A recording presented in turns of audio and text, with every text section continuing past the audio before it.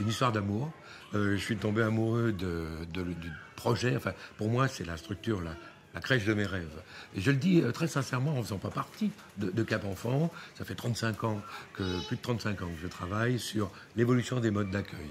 Et je n'ai jamais accepté de parrainer quoi que ce soit, sauf là, parce que précisément l'esprit, au sens large, dans lequel Cap Enfant se développe, correspond exactement à ce que j'essaye et que j'aimerais voir promouvoir un peu partout au niveau des crèches, au niveau de l'accueil des jeunes enfants. Ça passe par des clés, quelques clés. C'est le respect, en termes de mots-clés, l'accueil, l'autonomie, l'éveil et l'accompagnement. C'est le respect des rythmes. J'ai pu voir, en vivant à l'intérieur, qu'on respectait les rythmes de chaque enfant, les âges. Certains grands voulaient jouer avec des plus petits, certains petits avec des plus grands. C'est tout à fait étonnant de voir la mixité possible selon les jours, l'adaptation. L'accueil, la qualité de l'accueil des parents et des enfants, l'accueil personnalisé, je dirais, et là aussi c'est ce que je prône depuis toujours, l'autonomie, l'adulte est très présent, mais j'ai pu voir que les enfants avaient une part d'autonomie extraordinaire, ne serait-ce que dans la bulle musicale où ils peuvent aller, c'est vrai, des expériences multiples, sans pour autant qu'il y ait en permanence un adulte autour d'eux. La question du partenariat, la question de l'accompagnement des parents, là encore, je trouve que les parents individuellement, mais on l'entend bien, j'ai beaucoup parlé avec les parents, sont entendus, sont conseillés, non pas avec des gens qui leur disent comment être parents, mais des personnes personnelles qui leur apportent des clés pour pouvoir trouver leurs propres réponses.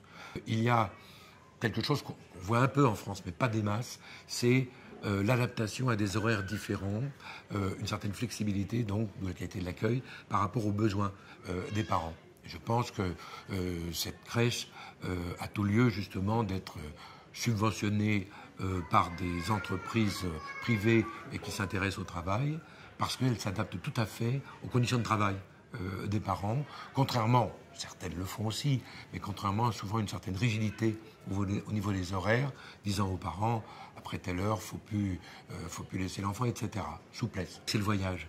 C'est-à-dire qu'à travers chaque chose en entraîne une autre.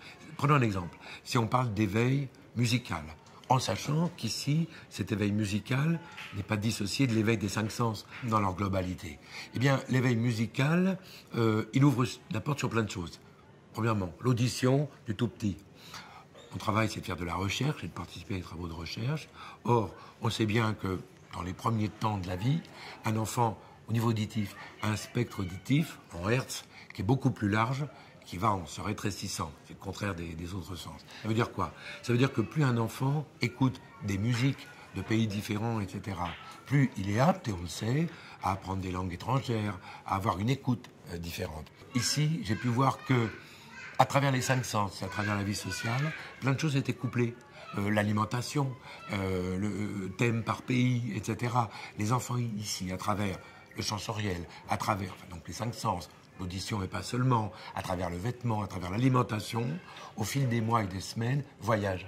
Et l'idée, alors c'est pas une crèche internationale, mais l'idée de s'ouvrir sur les cultures du monde est quelque chose d'extraordinairement important. Et là encore, au niveau de la crèche, on voit une cohérence entre tous les professionnels qui y travaillent, qu'il s'agisse de la personne s'occupant de la cuisine, jusqu'à toute l'équipe qui, au niveau vêtements, au niveau décoration, offre un voyage différent, séquence par séquence, au fil des mois. Ça, c'est fabuleux. C'est simple en apparence, mais je l'ai jamais vu fait ailleurs.